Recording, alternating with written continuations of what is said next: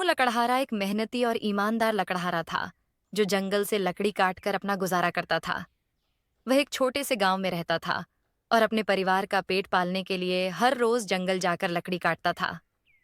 रामू के पास ज्यादा पैसे नहीं थे और उसका जीवन बहुत कठिनाइयों से भरा हुआ था, लेकिन उसकी मेहनत और सादगी उसकी पहचान थी। रामू सुबह सुबह उठता, अपना कुल्हाड़ी लेता और जंगल की ओर चल पड़ता। उसका दिन सुबह से शाम तक लकड़ियां काटने और उन्हें गांव के बाजार में बेचने में ही बीतता था। उसे जो भी थोड़े बहुत पैसे मिलते, उन्हीं से वह अपने परिवार का पालन पोषण करता।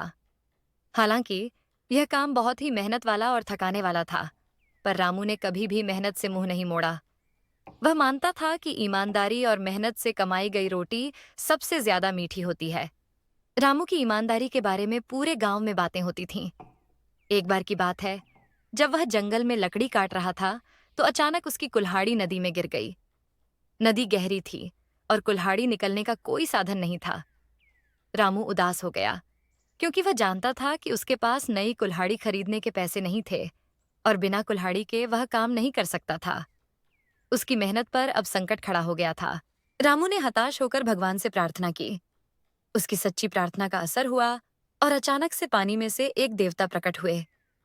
देवता ने रामू से पूछा। तुम क्यों परेशान हो बेटा? रामू ने पूरी घटना बताई और अपनी कुल्हाड़ी खोने का दुख प्रकट किया।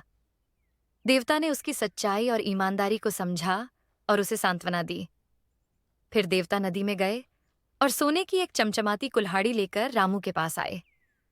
उन्होंने रामू से कहा। क्या यह तुम्हारी कुल्हाड़ी है? रामू ने ईमानदारी से कहा। नहीं, यह मेरी कुल्हाड़ी नहीं है। मेरी कुल्हाड़ी तो साधारण लोहे की थी। फिर देवता नदी में गए और इस बार एक चांदी की कुल्हाड़ी निकालकर लाए और पूछा। क्या यह तुम्हारी कुल्हाड़ी है?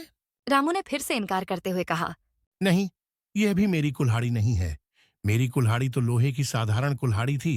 रामू की ईमानदारी देखकर देवता प्रसन्न हो गए। उन्होंने नदी में जाकर तीसरी बार रामू की लोहे की कुल्हाड़ी निकाली और कहा। यह रही तुम्हारी कुल्हाड़ी। रामू बहुत खुश हुआ और उसने आदरपूर्वक अपनी कुल्हाड़ी ले ली। देवता ने रामू की ईमानदारी और सत्यनिष्ठा से प्रसन्न होकर उसे सोने और चांदी की कुल्हाड़ी भी भेंट में दे दी।